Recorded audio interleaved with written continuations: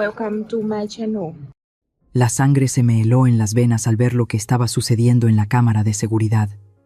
Mi nuera, Renata, con calma usaba un pelacables en el secador de pelo, esbozó una sonrisa maliciosa y colocó esa trampa mortal ordenadamente junto al lavabo de mi baño. En mi cabeza resonaba su voz chillona. Vieja sucia y apestosa, solo eres una carga y un parásito. ¿Por qué no te mueres de una vez y nos dejas en paz? Cada una de esas palabras aniquiladoras era como una aguja en mi corazón, pero ya no lloraba. Aproveché la oportunidad. Cuando la madre de mi nuera vino de visita, a escondidas cambié su secador de pelo por el mismo que su hija había manipulado, y lo que siguió después fueron solo gritos. Me llamo Teresa Alvarado, tengo 62 años, y he vivido toda mi vida en esta vieja casa en las afueras de Guadalajara. Siempre había pensado que la vejez sería una sucesión de días tranquilos, hasta el fatídico momento en que apareció el video de la cámara de seguridad. Fue entonces cuando me di cuenta con amargura de que el infierno no está en un lugar lejano bajo tierra con el diablo. El infierno está justo en la habitación de al lado, y lleva el rostro hermoso y angelical de mi propia nuera. Todo cambió esta misma tarde. La casa estaba extrañamente silenciosa. En ese momento, yo estaba en mi dormitorio, aburrida, y abrí la aplicación de vigilancia de las cámaras de seguridad que mi amable vecino Mateo me había instalado unos días antes. Pero debido a un error de instalación, una de las cámaras apuntaba directamente a la ventana del lavadero, y lo que vi me heló la sangre al instante. Era Renata, mi nuera.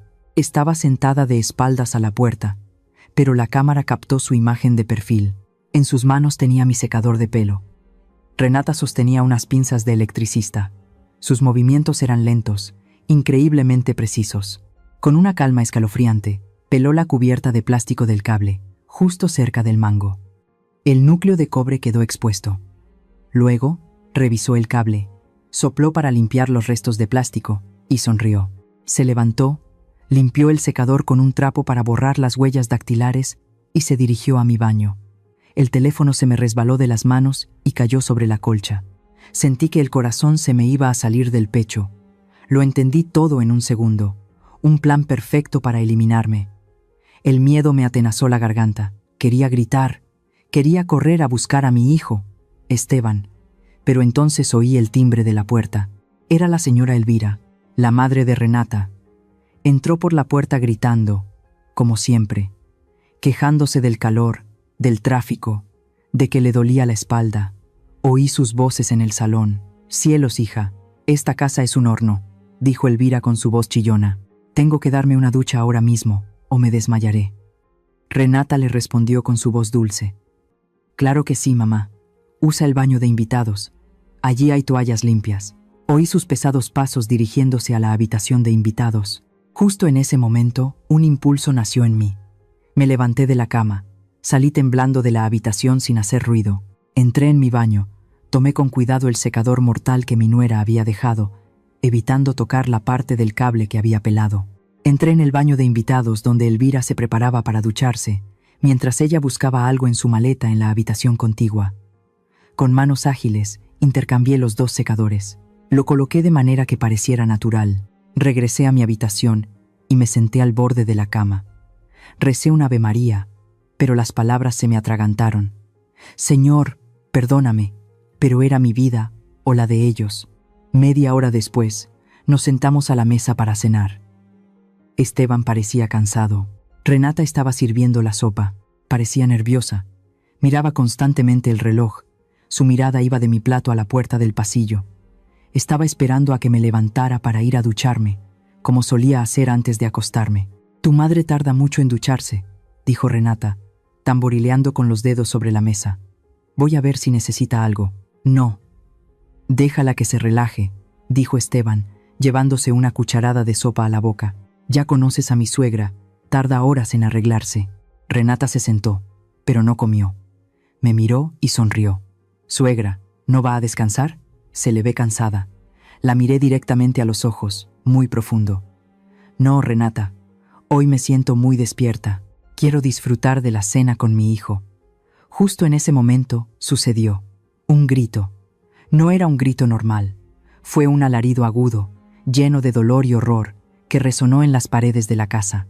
Le siguió un ruido seco, como un saco de patatas cayendo al suelo. Las luces de la cocina parpadearon y se oyó un horrible zumbido eléctrico. A Esteban se le cayó la cuchara, que resonó en el plato. Se levantó de un salto. «Mamá», gritó Esteban, pensando en su suegra. Pero Renata no miró hacia el baño de invitados. Se giró bruscamente hacia mi dormitorio. Su rostro estaba pálido, lívido. En su cara no había preocupación por su madre, solo horror, desconcierto. Su plan había fallado. «Mamá», gritó Esteban de nuevo y corrió hacia el baño de invitados. Renata reaccionó tarde. Corrió tras él, tropezando con sus propios pies. Yo me levanté lentamente detrás de ellos. Cuando llegué a la puerta del baño, la escena era espantosa. El olor a plástico quemado y carne chamuscada llenaba el aire, un olor dulce y acre que me revolvió el estómago. La señora Elvira yacía en el suelo mojado, con medio cuerpo fuera de la ducha. Su mano derecha estaba ennegrecida, agarrotada, todavía cerca del enchufe donde colgaba el secador de pelo, humeante. El cable pelado brillaba bajo la luz parpadeante. Renata soltó un chillido y se tapó la boca. Esteban estaba de rodillas, sin saber qué hacer, con las manos en el aire, temblando como un niño asustado. «Corta la electricidad», grité con una voz que ni yo misma reconocí. «Esteban, corta la luz». Mi hijo reaccionó a mi orden. Corrió hacia la caja de fusibles. Me quedé allí, en el umbral. Miré a Renata. Estaba en el suelo, arrastrándose hacia su madre, pero se detuvo. Levantó la cabeza y me miró. Nuestras miradas se cruzaron sobre el cuerpo humeante de su madre. Ya no había máscaras. En sus ojos vi un odio infinito, puro y cruel. Sabía que no había caído en su trampa. El silencio que siguió después de que se cortara la luz fue lo más aterrador. Solo se oía la respiración jadeante de Renata en la oscuridad. La guerra había comenzado. Cuando Esteban volvió a conectar el interruptor general, la señora Elvira ya no se movía, pero su cuerpo seguía humeando. Yacía en una postura antinatural, con los ojos en blanco y la boca torcida en una mueca de dolor supremo. El agua de la ducha seguía corriendo, mojando el suelo y acercándose peligrosamente a los pies de mi hijo. Esteban se quedó paralizado en la puerta, con el rostro pálido como el papel. Tenía las manos pegadas a los costados y temblaba tanto que parecía que él también estaba sufriendo una descarga eléctrica. Miró a su suegra en el suelo y luego a su esposa. Renata estaba acorralada en una esquina junto al lavabo. Se tiraba del pelo con desesperación, pero no se acercaba a su madre. Tenía miedo de la corriente que ella misma había creado. «Esteban, por el amor de Dios, ayúdala», dije, empujándolo por el hombro. Pero mi hijo no se movió. Se volvió hacia su esposa con los ojos llenos de lágrimas y la voz quebrada. «Renata, dime qué hacer. ¿Debería tocarla? ¿Está muerta? Por favor, dime qué hacer». Sentí una oleada de náuseas en la garganta. No era por el olor a quemado. Era por el asco de ver en lo que se había convertido mi propio hijo. Un hombre de casi 40 años, incapaz de tomar una decisión para salvar una vida sin el permiso de su esposa. Mi difunto esposo nunca habría dudado. Habría levantado a esa mujer. Habría intentado reanimarla. Pero Esteban no. Esteban era una marioneta con los hilos cortados. Renata no le respondió. Seguía mirando a Elvira y al secador en el suelo. Y entonces, en medio de su histeria, la verdad se le escapó. Murmuró algo que me heló la sangre aún más que el propio accidente. «No puede ser. ¿Por qué ella? Porque tú. Deberías haber sido tú, no mi madre», lo dijo muy bajo, pero en el silencio del baño, esas palabras resonaron como un trueno. Esteban estaba demasiado aturdido como para entender, o quizás su cerebro se negaba a procesar la maldad de su esposa. Pero yo sí lo oí. Oí cada sílaba. Me acerqué a Esteban y le di una bofetada. Era la primera vez en mi vida que le pegaba a mi hijo siendo adulto. «Reacciona. Llama a una ambulancia ahora mismo, inútil». La bofetada lo sacó de su trance. Sacó su teléfono con manos torpes y marcó el número de emergencias, balbuceando la dirección. Los paramédicos llegaron rápidamente. Cuando subieron a la señora Elvira a la camilla, dijeron que todavía tenía pulso, pero muy débil. Tenía quemaduras graves en la mano y el brazo. Mientras se llevaban a su madre, Renata se quedó paralizada en la puerta. Ya no lloraba. El miedo había pasado y ahora solo quedaba ira. una ira fría y calculadora. Me miró de arriba abajo, con un odio profundo. Su mirada gritaba una pregunta silenciosa. ¿Por qué no estás muerta? ¿Por qué sigues aquí respirando mientras mi madre agoniza? Esteban corrió hacia ella, intentando abrazarla. Cariño, iré con ellos en la ambulancia. Quédate aquí, descansa, te mantendré informada. Renata lo apartó con desprecio. Quítate. Yo voy con mi madre. Tú no sirves para nada. Quédate aquí y cuida de tu mamá, que es lo único que sabes hacer. Salió corriendo y se subió a la ambulancia antes de que cerraran las puertas. Esteban se quedó allí. Parecía un perro abandonado al que su dueño acaba de patear. Entró en la casa con la cabeza gacha, cerró la puerta y se apoyó en ella, suspirando. Me preguntó si estaba bien. No preguntó qué había pasado con el secador. Simplemente fue a la cocina, cogió una botella de tequila y se sirvió un vaso largo, intentando ahogar su cobardía en alcohol. La casa se sumió en un silencio sepulcral, solo roto por los tragos de Esteban en la cocina. Miré la foto de mi esposo. Sus ojos amables parecían mirarme con tristeza. «Ay, mi viejo», le susurré a la foto. «Perdóname. Construimos una familia, pero criamos a un cobarde. Y ahora, ese cobarde ha dejado entrar al diablo en nuestra casa». Apreté el rosario en el bolsillo de mi delantal. Mi mente viajó al pasado, muy lejos, intentando encontrar el momento exacto en que todo empezó a ir mal. El momento en que el amor de una madre se convirtió en mi propia sentencia de muerte. Esta casa no se levantó sola. Cada ladrillo que ven aquí tiene una historia de dolor y sacrificio. Mi difunto esposo, Rogelio, y yo la compramos hace 30 años, cuando esto era puro monte y nadie quería vivir aquí. Rogelio trabajaba de sol a sol como albañil, llegando a casa con las manos llenas de cal y la espalda rota, mientras yo lavaba y planchaba ropa ajena hasta que se me hinchaban los dedos. Comíamos frijoles y tortillas durante semanas para poder pagar la letra del banco. Lo hicimos con gusto, porque pensábamos en el futuro. Pensábamos en dejarle algo seguro a nuestro único hijo, Esteban. Cuando Rogelio murió hace 5 años, sentí que el mundo se me venía encima. Me sentí sola, pequeña en esta casa tan grande. Fue entonces cuando cometí el error que me trajo a esta desgracia. Esteban ya andaba de novio con Renata. Ella era una muchacha joven, bonita, que olía siempre a perfume caro. Al principio, era un dulce. Venía a visitarme, me traía pan dulce, me decía suegra chula, me abrazaba. Yo, vieja y necesitada de cariño, caí redondita.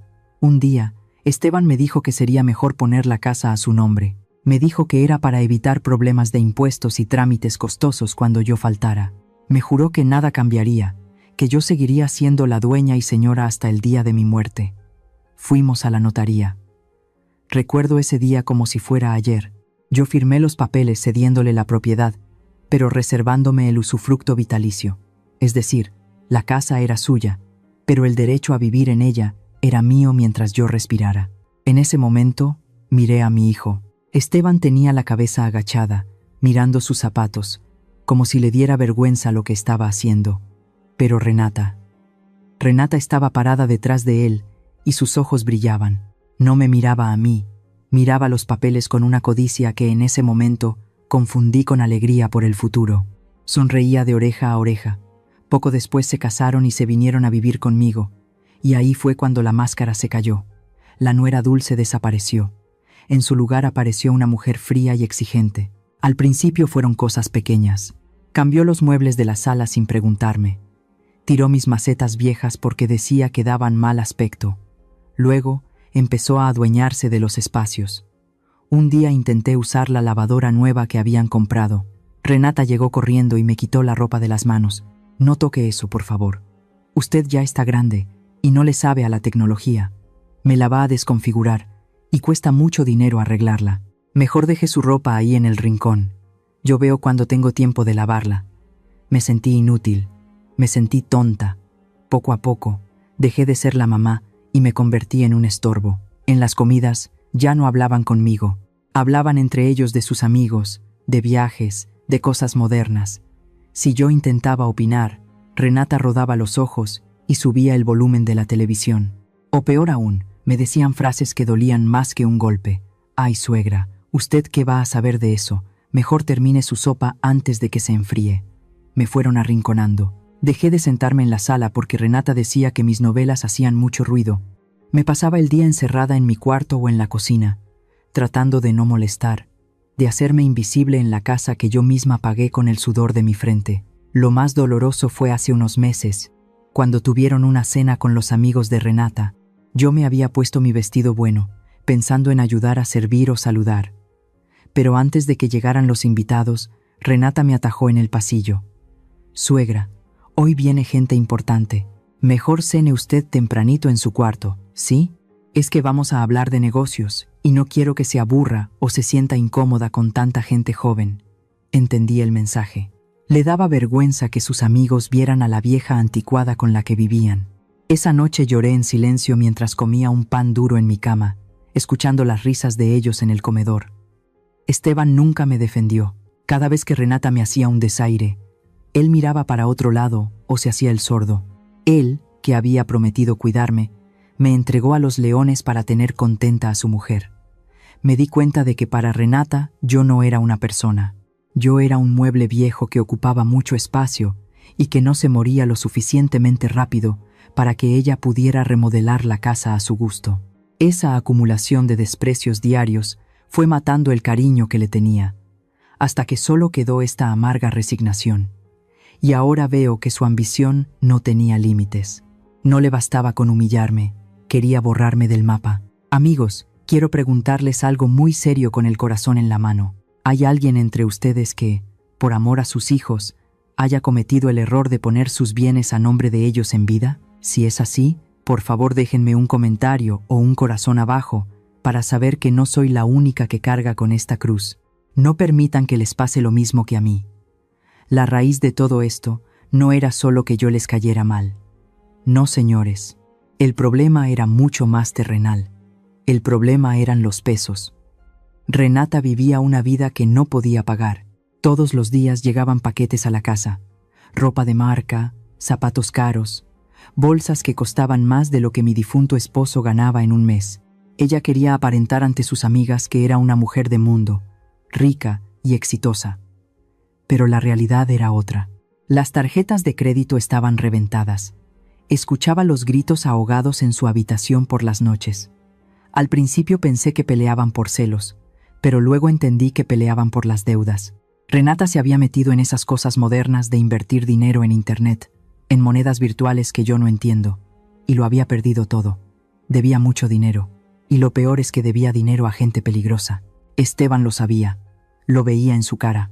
Mi hijo andaba ojeroso, flaco, comiéndose las uñas. Ya no tenía ni para sus vicios. Una mañana, mientras yo fingía estar dormida en el sillón de la sala, vi algo que me rompió el corazón más que cualquier grosería. Vi a Esteban, mi hijo, acercarse de puntitas a mi bolsa de mandado que dejé sobre la mesa. Con manos temblorosas, abrió mi monedero y sacó 2 billetes de 50 pesos. Eran mis ahorros para el gas. Se los guardó en el bolsillo mirando a todos lados como un ladrón vulgar. Solo quería dinero para comprarse cigarros y un café. Ahí entendí que estaban en la ruina total. La única salida que tenían, la única mina de oro que les quedaba, era esta casa. Mi casa. Intentaron venderla hace un mes. Trajeron a un agente inmobiliario sin decirme nada, pero se toparon con pared. El agente, un señor muy serio, revisó las escrituras y les dijo la verdad en su cara. Les dijo que nadie iba a comprar esa propiedad a buen precio, mientras existiera la cláusula del usufructo vitalicio. Les explicó que mientras la señora Teresa, o sea yo, siguiera viva, nadie podía sacarme de ahí, y ningún comprador quiere una casa que viene con una vieja incluida. Vi la cara de Renata ese día. Se puso roja de coraje. Me miró como si yo fuera un bicho que le estorbaba en el camino. Para ella, yo ya no era su suegra. Yo era un obstáculo de 3 millones de pesos que respiraba y comía en su cocina. Y entonces llegó esa llamada. Fue hace 3 días, antes del incidente de la secadora. Yo estaba barriendo el pasillo, cerca de la puerta de su recámara que estaba entreabierta. Renata hablaba por teléfono. Su voz sonaba desesperada, pero también cruel. «No te preocupes. Ya tengo la solución. Te juro que te pago la semana que entra. Sí, todo completo. Es que la situación de la casa se va a resolver pronto. La vieja ya está muy acabada, ya mero cuelga los tenis. Me quedé helada con la escoba en la mano. Colgar los tenis. Así hablaba de mi muerte, como si fuera un trámite burocrático que ella ya tenía agendado. Continuó hablando. En cuanto ella falte, el usufructo se cancela y la casa es 100% nuestra.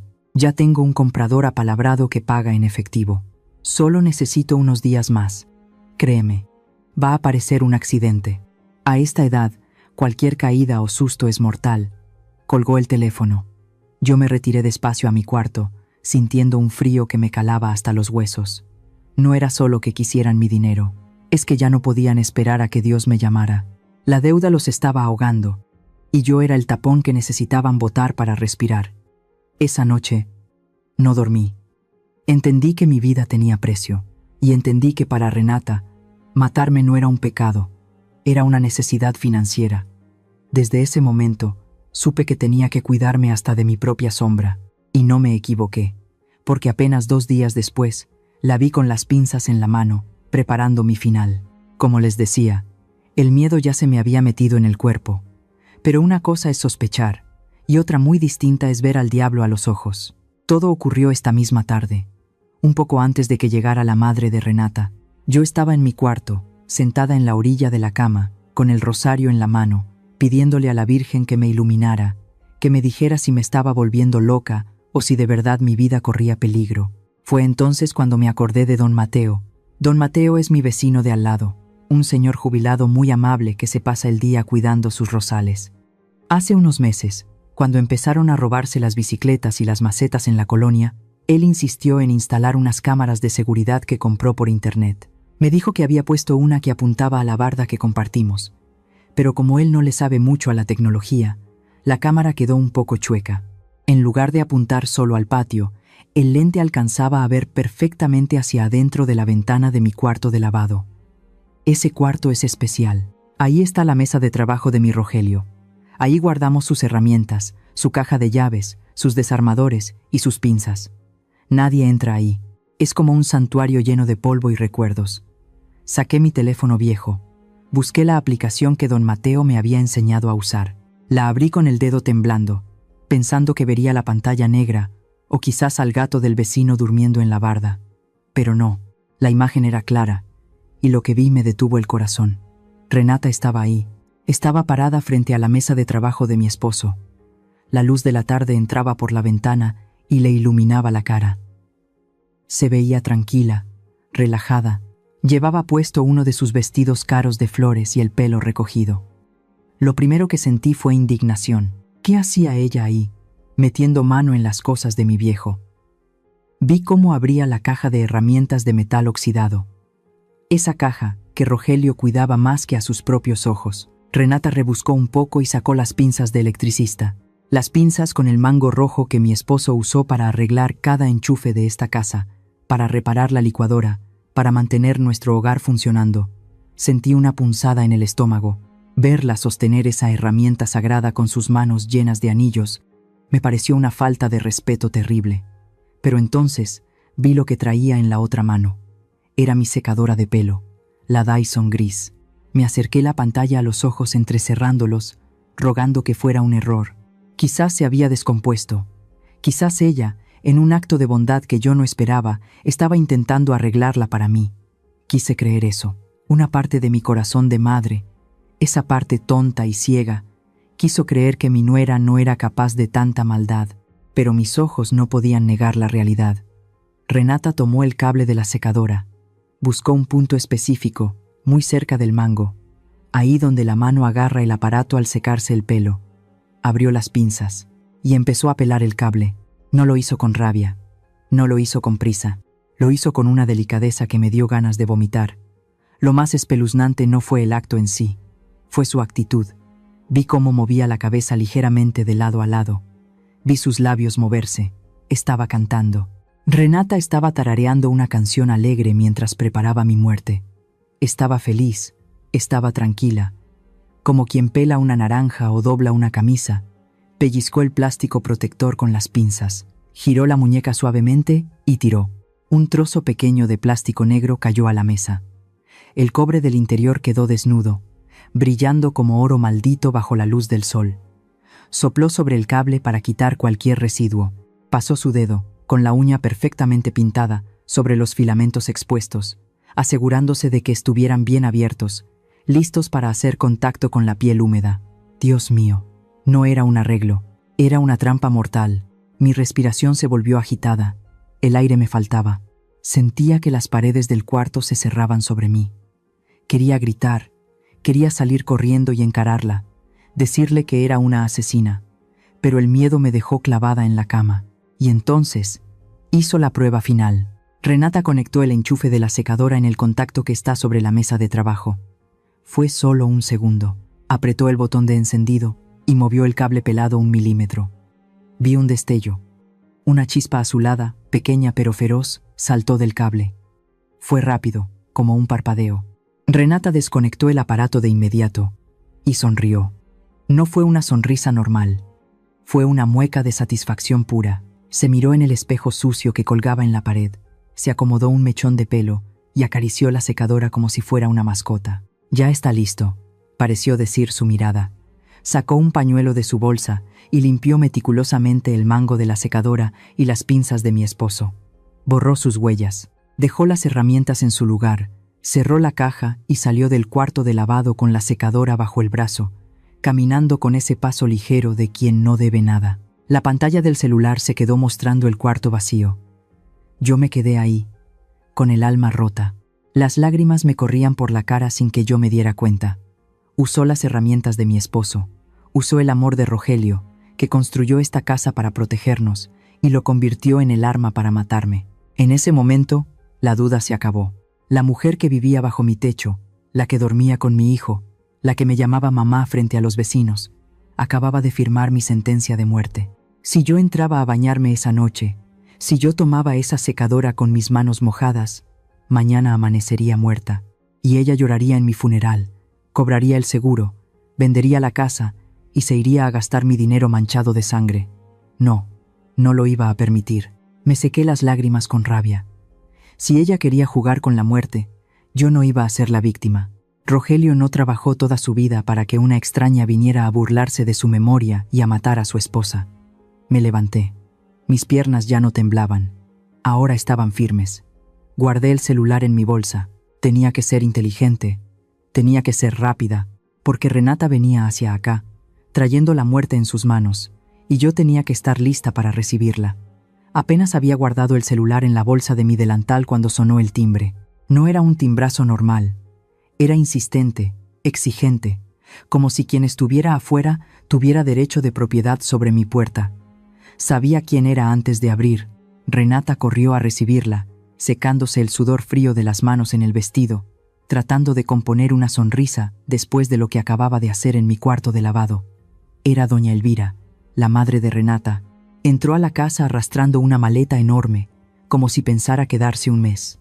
Elvira es una mujer corpulenta, siempre bañada en joyas de fantasía y con un perfume tan dulce que marea. Apenas puso un pie en la sala, empezó a quejarse. «Ay, Dios mío, qué viaje tan horrible. El taxista era un grosero y el tráfico está imposible. Hija, tráeme un vaso de agua con hielo, que me estoy deshidratando». Renata corrió a la cocina. Yo me quedé parada en el marco de la puerta de mi recámara, observando.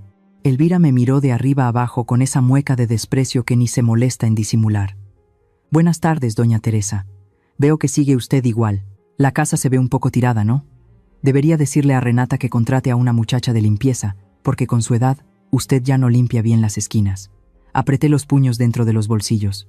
Esta mujer venía a mi casa, a comer de mi mesa, y lo primero que hacía era insultarme. Pero hoy no era día de pelear, hoy era día de observar. Renata regresó con el agua. Elvira bebió como si estuviera en el desierto y luego se abanicó con la mano. «Bueno, ya estoy aquí, pero necesito un baño urgente. Vengo pegajosa del viaje y quiero arreglarme antes de cenar, a ver si así se me quita este dolor de espalda». Renata, nerviosa, señaló hacia el pasillo de la entrada. «Claro, mamá. Pasa al baño de visitas. Ya te puse toallas limpias y el jabón que te gusta». Elvira hizo una cara de asco, arrugando la nariz como si oliera algo podrido. «¿El baño de visitas? Ay, no, hija. Ese baño es un agujero. Es chiquito. No tiene ventilación. Y la última vez que vine olía a humedad. Además, la luz es horrible para maquillarse. No, yo no me meto ahí. Renata miró de reojo hacia mi habitación. Sabía que su madre era caprichosa. Pero mamá, es el que está listo. No me repliques. Yo quiero usar el baño principal, el de doña Teresa. Ese tiene la tina grande y el espejo con luces. Total, somos familia, ¿no? Yo sentí un vuelco en el estómago. Elvira quería entrar a la boca del lobo por su propio pie. Quería entrar al lugar donde su hija acababa de poner la trampa mortal destinada para mí. Renata dudó un segundo. Vi el pánico cruzar por sus ojos. Ella sabía lo que había dejado conectado ahí, pero también sabía que si le decía que no a su madre, Elvira haría un escándalo. Y lo más importante, Renata pensaba que yo no sabía nada. Pensaba que la secadora solo era peligrosa si se encendía. Renata me miró con desafío, esperando que yo me negara para tener una excusa para pelear. Mamá, es que ese es el baño de mi suegra. Ay, por favor. Doña Teresa no va a decir nada, ¿verdad? Si la casa prácticamente ya es de ustedes. ¿Qué más da que yo use su baño una vez? Sirve que le digo qué azulejos hay que cambiar cuando remodelemos. Ahí estaba, la verdad dicha sin vergüenza. Ya estaban planeando cómo remodelar mi baño cuando yo estuviera muerta. Renata sonrió, una sonrisa nerviosa pero cómplice. Está bien, mamá, úsalo. Doña Teresa no se molesta. Pasa, está abierto. Elvira aplaudió como una niña chiquita y agarró su neceser de maquillaje. Perfecto. Ahorita salgo. Voy a tardar un ratito porque me quiero secar bien el pelo y arreglarme. En ese momento, el tiempo se detuvo para mí. Elvira iba a entrar, iba a usar la secadora. Pero había un problema. En mi baño, además de la Dyson gris que Renata había manipulado, yo tenía mi secadora vieja, una Conair blanca que usaba todos los días y que siempre dejaba conectada. Si Elvira entraba y veía las dos, quizás usaría la vieja por costumbre, o quizás Renata entraría después para quitar la trampa antes de que su madre la usara. No podía dejar nada al azar. Esperen un momento, dije con voz suave, saliendo de las sombras. Las dos mujeres se voltearon a verme, sorprendidas de que hablara. Doña Elvira, tiene razón. El baño de visitas es muy incómodo. Use el mío. Pero déjeme entrar un segundo antes que usted. Tengo mi ropa interior colgada ahí y me da pena que la vea.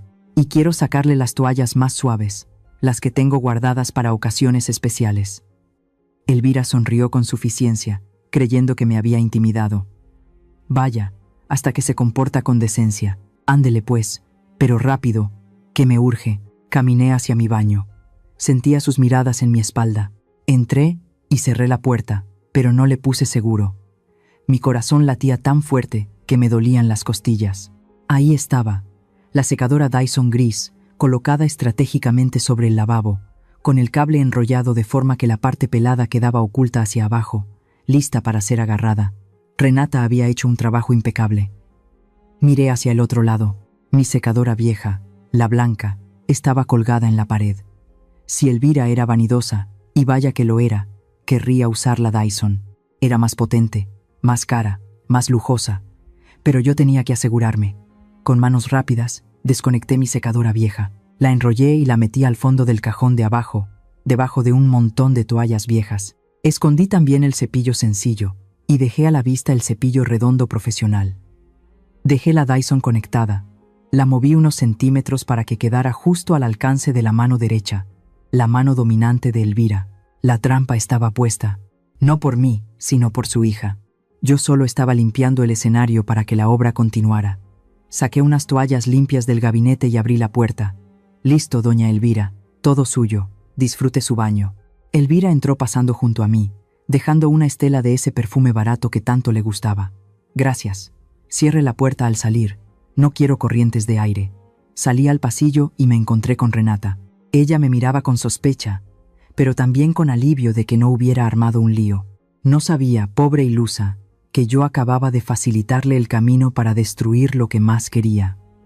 Fui a la cocina, me serví un vaso de agua y me senté a esperar.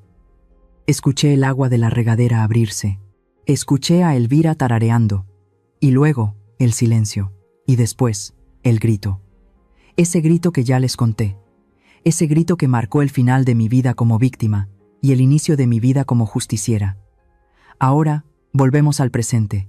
La ambulancia se ha ido. Las luces azules y rojas dejaron de girar en mi ventana. La casa está en silencio. Un silencio denso y pesado como una losa de cemento. Esteban está en la cocina, borracho y llorando. Renata se fue al hospital. Yo estoy sentada en mi sillón, en la penumbra. En mi mano derecha aprieto mi viejo celular. Ahí está el video. Ahí está la prueba. Ahí está el arma que voy a usar para destruir sus mentiras. Miro hacia el pasillo oscuro. Ya no tengo miedo.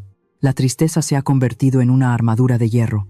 Ellas querían guerra, querían mi casa, mi dinero y mi vida.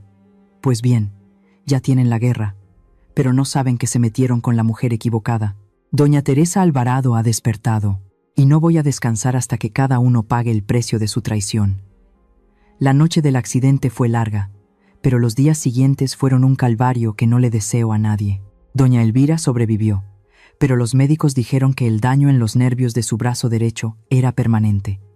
Tenía quemaduras de 3er grado y, lo peor, su corazón había quedado muy débil. Fuimos al hospital esa misma madrugada. Yo fui porque soy una mujer decente y no podía dejar a mi hijo solo en ese trance, aunque por dentro sentía que caminaba hacia la boca del lobo. Y así fue. Estábamos en la sala de espera. Las luces blancas lastimaban los ojos y el olor a desinfectante se mezclaba con el miedo.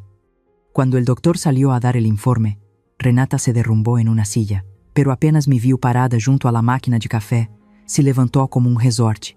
Sus ojos estaban hinchados de llorar, pero la mirada que me lanzó era puro veneno. Delante de las enfermeras, de los otros pacientes y del propio doctor, Renata me señaló con su dedo índice, temblando de furia. Es ella. Todo es culpa de esta mujer. Gritó tan fuerte que se hizo un silencio sepulcral en el pasillo. Esteban intentó detenerla, poniéndole una mano en el hombro. Renata, por favor, baja la voz. Estamos en un hospital. No me callo. Se soltó de él con un empujón. Quiero que todo el mundo sepa la clase de monstruo que es tu madre. Ella puso esa secadora vieja y descompuesta ahí a propósito. Ella sabía que mi madre iba a usar ese baño. Lo hizo por envidia. Se giró hacia las enfermeras, buscando audiencia para su teatro. Ustedes no saben lo que yo sufro. Esta señora está mal de la cabeza. Tiene celos porque mi madre sí me quiere, y ella sabe que su hijo ya no la soporta. Es una bruja celosa que casi mata a mi mamá porque no soporta ver a otros felices. Yo sentí cómo la sangre se me subía a la cara. La vergüenza era insoportable. Las miradas de la gente pasaron de la curiosidad al juicio. Me miraban como si yo fuera una vieja loca y asesina. Apreté mi rosario dentro de la bolsa del suéter. Mis dedos buscaban las cuentas con desesperación. No dije nada, no me defendí. Sabía que cualquier cosa que dijera sería usada en mi contra. Solo bajé la cabeza y recé en silencio, aguantando las lágrimas de impotencia. Esteban, mi hijo, el hombre al que yo cargué en mi vientre, se quedó callado. No dijo, mi madre no es así. No dijo, fue un accidente. Simplemente agachó la cabeza, avergonzado de mí, validando con su silencio las mentiras de su mujer. Pero eso no fue lo peor. La verdadera puñalada llegó 3 días después.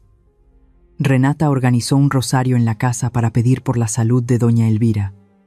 Invitó a todo el mundo. Vinieron mis primas, las vecinas chismosas del barrio y hasta el padre Tomás, el sacerdote de nuestra parroquia que me conoce desde hace 30 años. La sala estaba llena. Habían puesto sillas de plástico por todos lados y servían café con pan dulce. Renata vestía de negro riguroso, como si ya estuviera de luto, y tenía esa cara de mártir que también le sale. Yo estaba sentada en un rincón, excluida en mi propia casa, sirviendo café a las visitas como si fuera la muchacha del servicio. Cuando terminaron los misterios dolorosos, Renata se puso de pie en medio de la sala, se aclaró la garganta y pidió la palabra. Todos guardaron silencio. Gracias a todos por venir a orar por mi madre. Ella sigue grave, pero con sus oraciones sé que saldrá adelante. Hizo una pausa dramática y se secó una lágrima inexistente con un pañuelo de encaje. Luego, giró su cuerpo y me señaló. Esta vez no con gritos, sino con una tristeza fingida que era mucho más peligrosa. Sin embargo, esta tragedia nos ha abierto los ojos. Esteban y yo hemos tenido que tomar una decisión muy difícil, pero necesaria. Lo hacemos con el corazón roto, pero pensando en la seguridad de todos. El corazón me empezó a latir rápido. Sabía que venía el golpe final. Mi suegra, doña Teresa, ya no está bien. Lo del accidente de la secadora fue una prueba clara. Su memoria falla, confunde las cosas, deja aparatos eléctricos en mal estado por donde quiera. Ya no es seguro para ella estar en esta casa, y francamente, tampoco es seguro para nosotros. Nos da miedo que un día deje el gas abierto o queme la casa con nosotros adentro. Hubo un murmullo general en la sala. Las vecinas me miraban con lástima. El padre Tomás me miró con preocupación. Yo quería gritarles que era mentira, que yo estaba más lúcida que todos ellos juntos, pero la garganta se me cerró. Por eso, continuó Renata, levantando la voz para callar los murmullos, hemos decidido que lo mejor para ella es que ingrese en la casa de reposo Santa María. Ahí tendrá enfermeras las 24 horas y estará cuidada como se merece. Ya hicimos los trámites. Se irá la próxima semana. ¿Asilo? ¿Me iban a encerrar en un asilo? Sentí como si me hubieran echado un balde de agua helada. Esa casa de reposo no es un lugar bonito. Es un lugar donde mandan a los viejos a esperar la muerte, solos y olvidados. Renata se giró hacia Esteban, que estaba sentado junto a ella. Le puso una mano en el hombro y lo apretó fuerte. Era un gesto de dominio, no de cariño. ¿Verdad, Esteban? ¿Verdad que es lo mejor para tu mamá? Todos los ojos de la sala se posaron en mi hijo. Él era la última barrera.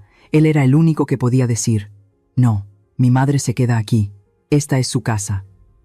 Esteban levantó la vista. Me miró a los ojos por un segundo. Vi dolor en su mirada. Sí, pero vi más miedo. Miedo a perder a su esposa. Miedo a las deudas. Miedo a enfrentar la realidad. Suspiró profundo, como si cargara el peso del mundo, y asintió. Sí, es lo mejor. Mamá necesita ayuda profesional que nosotros no podemos darle. Es por su bien. Esas palabras rompieron algo dentro de mí que ya no se podía arreglar. Mi propio hijo me estaba declarando loca públicamente para complacer a la mujer que intentó matarme. Me estaba desterrando de la casa que yo construí ladrillo a ladrillo. En ese momento, la tristeza se convirtió en algo duro y frío. Me sequé las lágrimas. No iba a llorar delante de ellos. No les iba a dar el gusto de verme derrotada. Me levanté despacio, con dignidad, alicé mi falda y miré a Renata a los ojos. Ella sonreía levemente, creyendo que había ganado, creyendo que se había librado de mí y que la casa por fin era suya. Está bien, dije con voz firme, sorprendiendo a todos. Si eso es lo que han decidido, lo acepto. No quiero ser una carga para nadie. Renata parpadeó, sorprendida por mi sumisión. No esperaba que me rindiera tan fácil, pero lo que ella no sabía era que yo no me estaba rindiendo, solo estaba ganando tiempo, porque para cazar a una víbora, primero tienes que dejar que se confíe y salga de su agujero. Y ahora, ella creía que ya no tenía veneno. Si han llegado hasta aquí, por favor comenten el número 1 aquí abajo, para saber que todavía hay compañeros de viaje conmigo en este camino. Su presencia es el mayor aliento para que yo pueda contar la parte final. Los siguientes 3 días, me convertí en una actriz digna de una telenovela. Fingí resignación absoluta. Me pasaba las mañanas doblando mi ropa y metiéndola en cajas de cartón, con la cabeza baja, mientras Renata revoloteaba por la casa como sopilote. Ella ya se sentía dueña de todo. Hablaba por teléfono con agentes inmobiliarios sin siquiera bajar la voz, discutiendo precios y comisiones, ignorando que yo estaba en la misma habitación empacando los recuerdos de 30 años. Ya casi se va, la escuché decir una tarde. El lunes la recogen. Sí, la casa queda libre para mostrarla el martes a primera hora. Ella bajó la guardia. Ese fue su error. Pensó que porque soy vieja y rezo el rosario, soy estúpida. Pensó que mi mundo terminaba en la cocina y que la tecnología era cosa de marcianos para mí. No sabía que cuando uno tiene el agua al cuello, aprende a nadar o se ahoga. La oportunidad de oro llegó el viernes por la mañana. Renata se fue al hospital a ver a su madre, que seguía delicada, y Esteban se fue a la oficina a intentar salvar su trabajo, que pendía de un hilo por sus ausencias. La casa se quedó sola. Esperé a que el auto de Renata doblara la esquina, cerré la puerta con llave y corrí al estudio. Ahí, sobre el escritorio desordenado, estaba el iPad viejo que Renata ya no usaba tanto, pero donde tenía vinculadas todas sus cuentas. Ella nunca cerraba sesión porque decía que era una pérdida de tiempo poner contraseñas en su propia casa. Lucía, mi sobrina nieta que trabaja arreglando celulares en el centro, me había explicado por teléfono qué hacer. Ella es una muchacha lista, me dijo tía. Nada se borra realmente. Todo se queda en la nube o en la papelera. Usted nomás busque la lupa y escriba las palabras clave. Me senté en la silla giratoria de piel que era de mi esposo. Mis manos temblaban tanto que me costó trabajo desbloquear la pantalla. Pero respiré hondo y pensé en mi dignidad. No podía fallar. Entré al historial de búsqueda. Mi corazón latía desbocado. Ahí estaba todo. La maldad humana escrita en una lista de preguntas a Google. 10 de enero. Accidentes domésticos mortales para ancianos. 12 de enero. ¿Cuánto voltaje se necesita para un paro cardíaco? 15 de enero. ¿Cómo cobrar seguro de vida si hay negligencia? Sentí náuseas. Leerlo era confirmar que yo no era una persona para ella, sino un problema matemático que necesitaba resolver. Pero eso no era suficiente. Necesitaba algo más directo, algo que la vinculara con la manipulación del cable. Busqué en sus mensajes. Al principio no encontraba nada, solo cobradores y amigas frívolas. Pero Lucía me había dicho que buscara en los mensajes archivados o borrados recientemente. Y ahí, en una carpeta olvidada, encontré una conversación con un contacto guardado como el Chispas. Supe que era un electricista de mala muerte que a veces hacía trabajos en la colonia. La conversación era de hace una semana. Renata, oye, necesito un favor discreto. El Chispas. Dígame, señora. Renata, ¿cómo le hago para pelar un cable y que parezca que fue cosa de ratones o del desgaste natural? Me urge. Esta vieja es de hule. No se muere con nada, y ya no aguanto más. Me llevé la mano a la boca para ahogar un grito.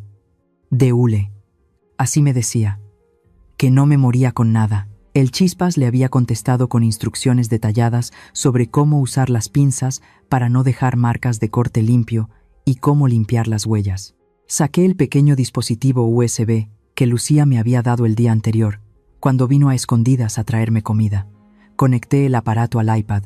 Seguí las instrucciones que tenía anotadas en un papelito arrugado. Seleccionar todo, copiar, pegar. La barra de transferencia avanzaba lento, o al menos así me parecía a mí. Yo miraba hacia la ventana a cada segundo, aterrorizada de ver el coche de Renata regresar. Cada segundo era una eternidad. Sentía sudor frío bajando por mi espalda. Listo. Transferencia completa. Saqué el USB y lo guardé en el lugar más seguro que tenía, dentro del dobladillo de mi sostén, pegado a mi corazón. Borré el historial de mi acceso al iPad, limpié la pantalla con la manga de mi suéter para quitar mis huellas y dejé todo exactamente como estaba. Salí del estudio y me fui a mi cuarto. Me senté en la cama y marqué el número del licenciado Ramírez, el viejo amigo de mi Rogelio. Él me contestó al segundo timbre. Licenciado, dije con voz firme, muy distinta a la voz de anciana derrotada que usaba frente a ellos. Ya lo tengo la prueba. Renata no solo planeó matarme, sino que pidió instrucciones para hacerlo. Ramírez soltó un suspiro al otro lado de la línea. Muy bien, Teresa. No haga nada todavía. Mantenga la calma. Mañana, cuando vengan por usted para llevarla al asilo, será el momento de actuar. Tenga esa memoria USB lista. Vamos a agarrarla cuando se sienta más segura. Colgué el teléfono. Miré mi maleta hecha, llena de mi ropa vieja. Renata pensaba que esas maletas eran el final de mi vida en esta casa. No sabía que, en realidad, eran el equipaje para su viaje a la cárcel. Esa noche, durante la cena, Renata estaba especialmente alegre. Incluso me sirvió más postre.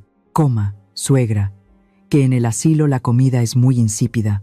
Aproveche ahora, me dijo con una sonrisa burlona. Yo comí mi flan despacio, saboreando cada cucharada. La miré a los ojos y le sonreí de vuelta. Gracias, hija. Tienes razón. Hay que aprovechar los últimos momentos de libertad. Uno nunca sabe cuándo se le acaba la suerte. Ella no entendió el doble sentido. Pensó que yo hablaba de mí, pero yo hablaba de ella. Mañana, mi querida nuera, mañana se te cae el teatro. El sábado por la noche, la casa se quedó tranquila. Renata se había ido al hospital para hacer el turno de noche cuidando a su madre, dejándonos solos a Esteban y a mí por primera vez en semanas. Sabía que esta era mi última oportunidad, mi última carta antes de que me sacaran de mi propia casa como a un mueble viejo. Me metí a la cocina desde temprano. Mis manos, aunque cansadas, se movieron de memoria. Molí los chiles, tosté las especias y derretí el chocolate. Preparé mole poblano, ese mole negro y espeso que a Esteban le encantaba cuando era un chamaco, ese que me pedía cada cumpleaños antes de que Renata llegara a nuestras vidas y le impusiera sus dietas de ensaladas insípidas. Cuando Esteban bajó a la cocina, el olor le golpeó directo en la memoria. Se quedó parado en la puerta, con la corbata desajustada y esa cara de perro apaleado que cargaba últimamente. «Siéntate, mijo», le dije suavemente, sirviéndole un plato rebosante con arroz rojo y tortillas calientes hechas a mano. Esteban se sentó sin decir palabra. Empezó a comer con timidez, pero luego devoró el plato con desesperación, como si quisiera tragarse también el cariño que le había faltado. Yo me senté frente a él, solo mirándolo. No comí. Mi estómago estaba cerrado por lo que tenía que hacer. Al terminar, limpió el plato con la última tortilla. Me miró y vi que tenía los ojos vidriosos. «Gracias, mamá. Hace años que no comía así». Yo asentí y me levanté despacio. «Ven a la sala, Esteban. Antes de que me lleven mañana al asilo, necesito que veas algo. Es mi última voluntad». Él me siguió, arrastrando los pies. Encendí la televisión grande de la sala. Con manos firmes, conecté mi celular a la pantalla usando el cable que me prestó Lucía. Esteban se dejó caer en el sofá, confundido. «Mira bien, Esteban. No apartes la vista. Por lo que más quieras, no cierres los ojos». Le di play al video. La imagen de Renata apareció gigante en la pantalla. Ahí estaba ella, en el cuarto de lavado, con su vestido de flores y las pinzas de tu padre en la mano. La calidad del video era tan buena que se podía ver la frialdad en sus ojos. Esteban se inclinó hacia adelante. Al principio no entendía qué estaba viendo, pero cuando vio a su esposa pelar el cable de la secadora, soltar el plástico y luego sonreír con esa satisfacción macabra, su cara se transformó. El color se le fue del rostro, se puso verde, luego gris. Vio cómo Renata limpiaba sus huellas, vio cómo preparaba la trampa mortal. «Pero mamá, eso es la secadora que», balbuceó, sin poder terminar la frase. «Sí, hijo, esa es la secadora que casi mata a tu suegra. Pero mira bien, ¿en qué baño la puso primero?». En el video, Renata salía del cuarto de lavado y caminaba directo hacia mi baño. Esteban entendió.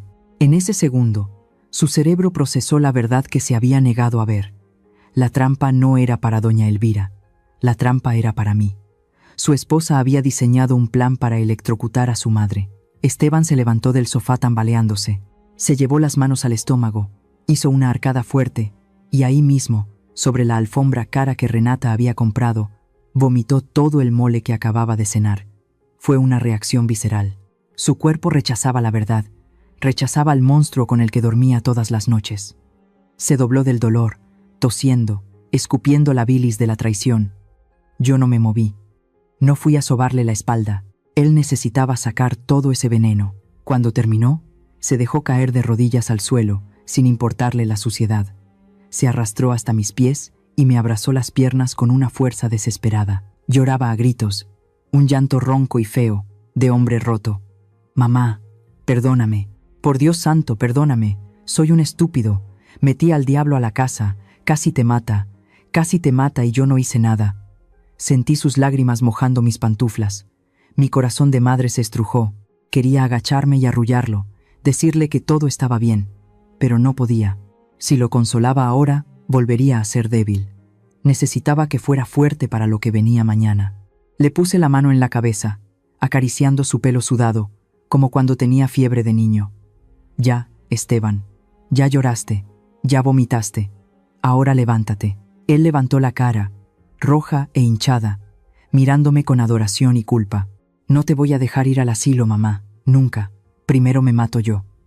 «No digas tonterías», le respondí con voz firme, obligándolo a ponerse de pie. «Mañana vas a dejar que Renata crea que ha ganado. Vas a dejar que llame al taxi. Vas a actuar normal». «¿Pero por qué? Quiero correrla ahorita mismo. Quiero matarla». «No, si la corres ahora, se escapa, y ella tiene que pagar. Mañana vendrá la policía. Mañana vendrá tu suegra, y mañana tú vas a tener que ser el hombre que tu padre quería que fueras. Le limpié la cara con mi pañuelo. Mírate, eres un Alvarado. Sécate esas lágrimas. Mañana recuperamos nuestra casa.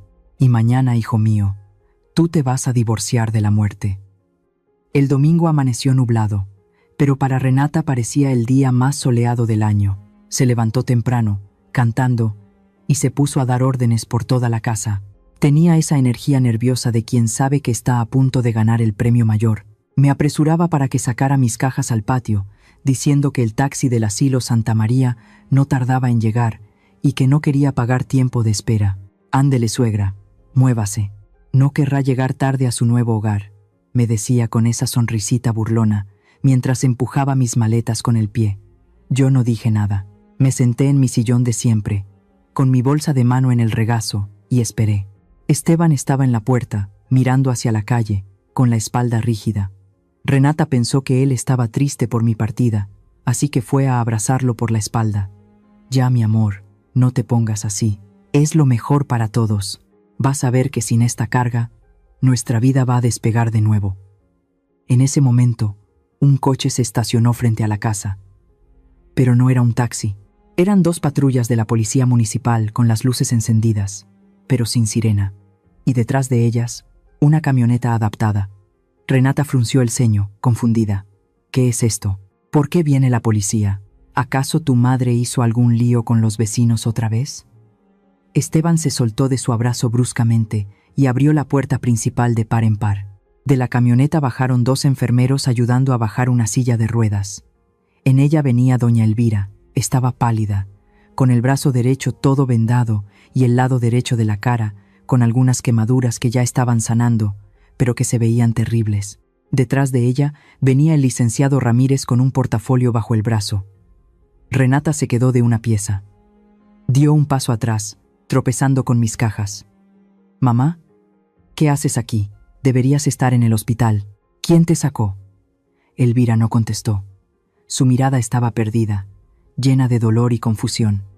Esteban se hizo a un lado para dejarlos pasar. Los oficiales de policía entraron también y se pararon junto a la puerta, bloqueando la salida. La sala se llenó de gente, pero nadie hablaba. Se sentía una tensión que cortaba el aire. Renata, sintiendo que perdía el control, empezó a gritar, intentando recuperar su autoridad.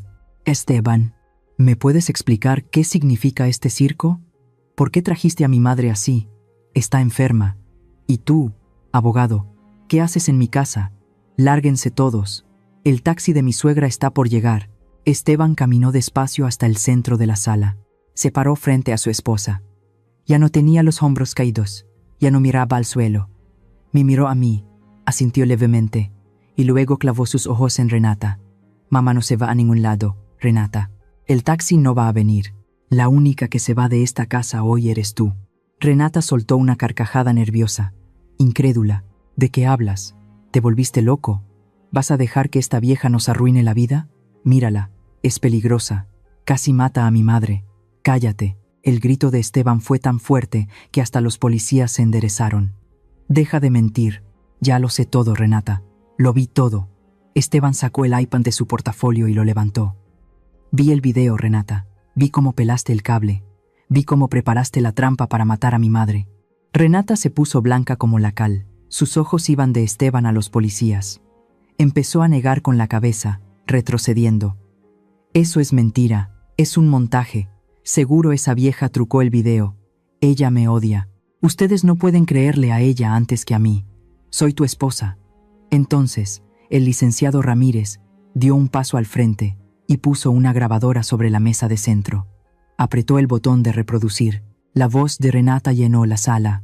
Era la grabación de la llamada que yo había escuchado, pero que también se había quedado guardada en la nube de su teléfono. «No te preocupes, mamá. La vieja ya va de salida.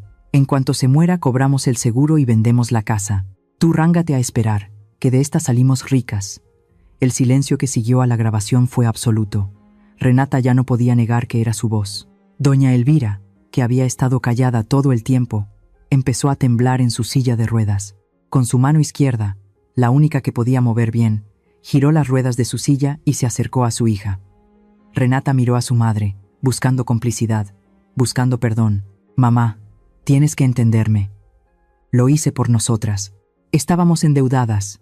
Necesitábamos el dinero para tus medicinas, para tu casa. Cállate, rugió Elvira con una fuerza que no sabía que le quedaba. Con un esfuerzo sobrehumano, Elvira se levantó un poco de la silla y con su mano sana le soltó una bofetada a Renata que resonó en toda la casa. Maldita seas 1000 veces. Renata se llevó la mano a la mejilla, llorando. Mamá, lo hice por ti. No mientas, gritó Elvira, llorando de rabia y dolor. Me usaste, ibas a matar a Teresa, pero no te importó ponerme en riesgo a mí. Me dijiste que viniera a esta casa, me dijiste que usara el baño, sabías que había una trampa y no me dijiste nada. Mira mi brazo, mira cómo me dejaste. Soy tu madre y me usaste como carne de cañón para tu avaricia. Elvira se desplomó de nuevo en la silla, sollozando, tapándose la cara con las manos. Yo nunca pensé criar a un monstruo. Que Dios me perdone, pero yo no tengo hija. Llévensela, quítenmela de la vista. Renata miró a su alrededor. Estaba sola. Su esposo la miraba con asco, su madre la miraba con odio, y yo la miraba con justicia. Intentó correr hacia la puerta trasera, pero los policías fueron más rápidos. La agarraron de los brazos antes de que pudiera dar 3 pasos. Suélteme, no hice nada. Fue un accidente. Esteban, ayúdame. Estoy embarazada. Podría estar embarazada. Gritaba mentiras desesperadas mientras le ponían las esposas. El clic del metal cerrándose en sus muñecas fue la música más dulce que he escuchado en años. La arrastraron hacia la puerta. Ella pataleaba, insultaba, maldecía. Al pasar junto a mí, se detuvo un segundo, forcejeando con los oficiales. Me escupió a los pies. Ojalá te mueras, vieja maldita. Te odio, te odio. Yo no me moví, no me limpié el zapato. Solo la miré a los ojos y le dije con voz tranquila, pero que todos escucharon. El odio no mata, Renata. La electricidad sí, y la justicia, aunque tarda, también. Buen viaje, hija. Se la llevaron a la patrulla. Los vecinos, alertados por los gritos, estaban todos afuera, viendo el espectáculo. Vieron salir a la nuera perfecta, esposada y gritando como loca. Vieron caer la fachada de la familia feliz. Cuando cerraron la puerta de la patrulla y se la llevaron, la casa quedó en un silencio extraño. Esteban se acercó a su suegra, que seguía llorando, y le puso una mano en el hombro para consolarla. Luego vino hacia mí, se arrodilló frente a mi sillón, puso su cabeza en mis rodillas y lloró. Pero esta vez no era un llanto de niño asustado. Era el llanto de un hombre que acaba de despertar de una pesadilla muy larga y se da cuenta de que su cama está vacía y fría. Yo le acaricié el pelo. La pesadilla había terminado. El monstruo se había ido, pero las cicatrices que dejó en esta casa y en nuestros corazones iban a tardar mucho tiempo en sanar. Pasaron 6 meses desde aquella mañana en que la policía se llevó a Renata. La justicia humana es lenta, pero cuando golpea, golpea duro. El juez no tuvo piedad. Renata fue condenada a 12 años de prisión por intento de homicidio calificado y lesiones graves. Doña Elvira, su propia madre, fue la testigo principal en su contra. Fue triste, muy triste, ver a esa familia destruirse en el tribunal, gritándose verdades que debieron decirse hace años. Pero yo no sentí satisfacción. Solo sentí una pena profunda por el desperdicio de vidas que causa la ambición. Pero quien llevó la peor parte del castigo silencioso fue Esteban. El escándalo en la colonia y en las redes sociales fue tan grande que la empresa donde trabajaba lo despidió. Dijeron que era por reestructuración de personal, pero todos sabíamos la verdad.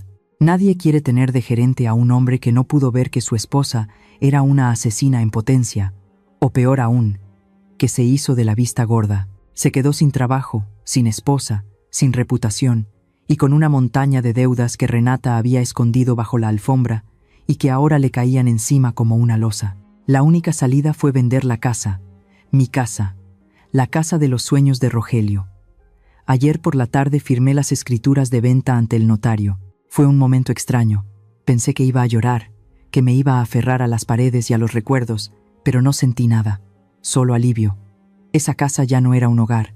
Las paredes habían escuchado demasiados gritos, demasiadas mentiras. Ya no olía a café de olla y pan dulce, olía a traición y a miedo. Firmé los papeles rápido, sin que me temblara la mano. Con el dinero de la venta, se pagaron las deudas de Renata para evitar embargos. Se le dio una indemnización fuerte a doña Elvira para sus terapias y cirugías. Y lo que sobró, que no fue mucho, se dividió. Esteban se quedó con muy poco. Está acabado. Ayer, mientras sacábamos las últimas cajas a la banqueta, esperando la mudanza, se acercó a mí. Se veía viejo, cansado, con el alma gris. Había perdido 10 kilos y el brillo en los ojos. Me agarró las manos con las suyas, que estaban frías, y con voz temblorosa me hizo una propuesta. Mamá, escúchame. Con lo que me tocó y tu parte, podemos rentar un departamento chiquito los dos. Yo voy a buscar trabajo de lo que sea, de chofer, de cargador. No me importa. Déjame cuidarte. Déjame demostrarte que puedo ser un buen hijo. No quiero que estés sola. Por favor, mamá, perdóname y déjame estar contigo. Lo miré a los ojos. Vi a mi niño chiquito pidiendo ayuda después de rasparse las rodillas. Mi corazón de madre quería decirle que sí. Quería abrazarlo, llevarlo conmigo y decirle que yo arreglaría todo, como siempre lo hice desde que nació. Quería cocinarle su mole y plancharle sus camisas para que no sufriera. Pero entonces recordé a Rogelio. Recordé sus manos llenas de callos trabajando para darnos un futuro. Y recordé que por consentirlo tanto, por protegerlo de todo mal, criamos a un hombre débil que no supo defender a su madre cuando el lobo entró a casa. Si lo acogía ahora, nunca dejaría de ser un niño asustado. Solté sus manos suavemente y negué con la cabeza. No, Esteban, no vamos a vivir juntos. Él se quedó helado, como si le hubiera dado una bofetada. ¿Por qué, mamá? ¿Ya no me quieres? ¿Es por lo que pasó? Claro que te quiero, hijo. Te quiero más que a mi propia vida. Y precisamente porque te quiero, tengo que dejarte ir. Si te llevo conmigo, si te sigo resolviendo la vida y poniendo el techo sobre tu cabeza, nunca vas a aprender. Tienes 40 años, Esteban. Es hora de que camines solo. Pero mamá, estoy solo. No tengo nada. Tienes vida y tienes salud. Eso es más de lo que muchos tienen. Tu castigo no es haber perdido la casa ni el dinero, hijo. Tu verdadero castigo es que vas a tener que vivir cada día sabiendo que tu silencio casi mata a tu madre. Esa es tu cruz, y tienes que cargarla tú solo para hacerte fuerte. Necesitas perdonarte a ti mismo antes de poder cuidar a alguien más. Él bajó la cabeza y lloró en silencio, allí en medio de la calle. Entendió. Sabía que yo tenía razón. Nos dimos un último abrazo en la banqueta. Fue un abrazo largo, de despedida y de esperanza. Él se subió a un taxi con sus 2 maletas, rumbo a un cuarto de azotea que rentó en el centro. Yo me quedé ahí, viendo cómo se alejaba el taxi, llevándose el último pedazo de mi vida anterior. Me dolía el pecho, sí, sentía que me arrancaban un brazo, pero también sentí una paz inmensa. Por primera vez en mi vida, estaba haciendo lo correcto por él. A veces, el amor de madre más puro no es sostener la mano del hijo, sino soltarla para que aprenda a no caerse. La casa quedó vacía a mis espaldas, pero mi futuro estaba abierto frente a mí. Ahora vivo en una casita pintada de azul cielo, muy cerca de la parroquia de San Juan, aquí mismo en las afueras. No es una mansión y no tiene los acabados de lujo que tanto le gustaban a mi nuera. Es pequeña, tiene apenas 2 recámaras y un patio lleno de macetas con geranios y hierbabuena, pero tiene algo que la otra casa perdió hace mucho tiempo. Tiene paz. Aquí el aire se respira ligero, y por las noches duermo tranquila, sin poner seguro en la puerta de mi cuarto y sin miedo a que alguien manipule mis aparatos eléctricos. Con el dinero que me sobró de la venta de la casa, hice 2 cosas. Una parte la guardé en el banco, a mi nombre y solo a mi nombre, para asegurarme de que nunca me falte para mis medicinas ni para mi pan dulce. La otra parte la uso para ayudar en el comedor comunitario de la iglesia. Todos los días voy a picar verdura y a servir comida a gente que tiene hambre de verdad. Ahí he encontrado a mis nuevas amigas, Doña Lupe y Doña Chole, mujeres de mi edad que también cargan sus penas, pero que eligen reírse de la vida mientras pelan papas. Ya no soy la vieja estorbo que se escondía en la cocina. Ahora soy Doña Teresa, la que hace el mejor arroz rojo del barrio y la que canta con más fuerza en el coro de los domingos, aunque a veces desafino un poco. De vez en cuando, veo a Esteban. Viene a visitarme los domingos después de misa. No entra a mi casa. Nos sentamos en la banca del parque de enfrente y platicamos un rato. Lo veo más flaco, con las manos curtidas por el trabajo duro en el almacén donde consiguió empleo. Ya no trae ropa de marca ni reloj caro, pero en sus ojos veo algo nuevo.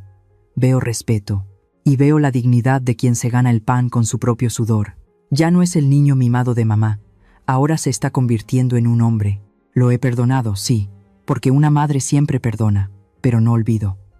El perdón es para sanar mi corazón, pero la distancia es para proteger mi vejez. Y a ustedes, amigos que me han escuchado hasta aquí, quiero dejarles unos consejos de esta vieja que aprendió a la mala. A las madres y padres que me escuchan, por favor, grábense esto en la cabeza. El amor no significa sacrificarlo todo. No cometan el error de entregar su patrimonio en vida, pensando que así garantizan el cariño de sus hijos. El dinero es poder, y cuando uno llega a viejo, necesita mantener ese poder para que lo respeten. Su casa es su castillo y su seguridad. No suelten las llaves hasta que Dios los llame. Si sus hijos los quieren de verdad, los querrán con o sin herencia. Y si solo los quieren por el interés, entonces es mejor saberlo cuando todavía tienen un techo donde resguardarse. Y a los jóvenes, a los que están buscando con quién compartir la vida, escuchen bien. No se fijen en la cara bonita ni en la cartera llena. Fíjense en cómo esa persona trata a sus padres y a los suyos. Renata me llamaba mamá con la boca, pero me despreciaba con el corazón. El que es mal hijo, tarde o temprano será mal esposo y mal padre. La crueldad no desaparece con el matrimonio, solo se disfraza. Busquen un corazón noble, porque la belleza se acaba y el dinero se va, como se le fue a mi nuera. Pero la bondad es lo único que queda al final del camino. Hoy es una tarde preciosa. El sol se está metiendo y tiñe el cielo de naranja y violeta. Estoy sentada en mi mecedora, en el pequeño porche de mi casa nueva. En mis manos tengo las agujas de tejer y una bola de estambre amarillo. Estoy tejiendo una bufanda para el invierno, no para mí, sino para regalársela a quien la necesite. Escucho a lo lejos el sonido de las campanas de la iglesia, llamando a la misa de 7. Su sonido es dulce y constante. Me recuerda que la vida sigue, que cada día es un regalo y una oportunidad para empezar de nuevo. Respiro hondo y lleno mis pulmones de este aire fresco de libertad. Ya no tengo miedo, ya no tengo angustia. Miro mis manos, arrugadas y llenas de manchas por la edad, pero fuertes. Estas manos construyeron un hogar, estas manos descubrieron una traición, y estas manos salvaron mi propia vida. Sonrío, una sonrisa verdadera que me llega hasta los ojos. Me llamo Teresa Alvarado, tengo 62 años, perdí una casa, pero recuperé mi alma, y aquí estoy, bajo la mirada de Dios, tejiendo mi propio destino. Sigo viva, y estoy más viva y más ruidosa que nunca. Gracias por escucharme. Que Dios los bendiga a todos. Y ahora quiero escucharte a ti. ¿Qué opinas de la decisión que tomó esta mujer? Si tú estuvieras en su lugar, ¿habrías hecho algo diferente? Cuéntamelo en los comentarios, leo cada mensaje con atención, porque tu voz también importa aquí. Si esta historia te hizo reflexionar, no olvides dejar un like, compartirla con alguien cercano y suscribirte al canal para no perderte los próximos relatos. Nos vemos en la siguiente historia. Somos Antes del Silencio, usando las historias para acompañarte a lo largo de los años y ayudar a reencontrar la paz y la fortaleza del alma.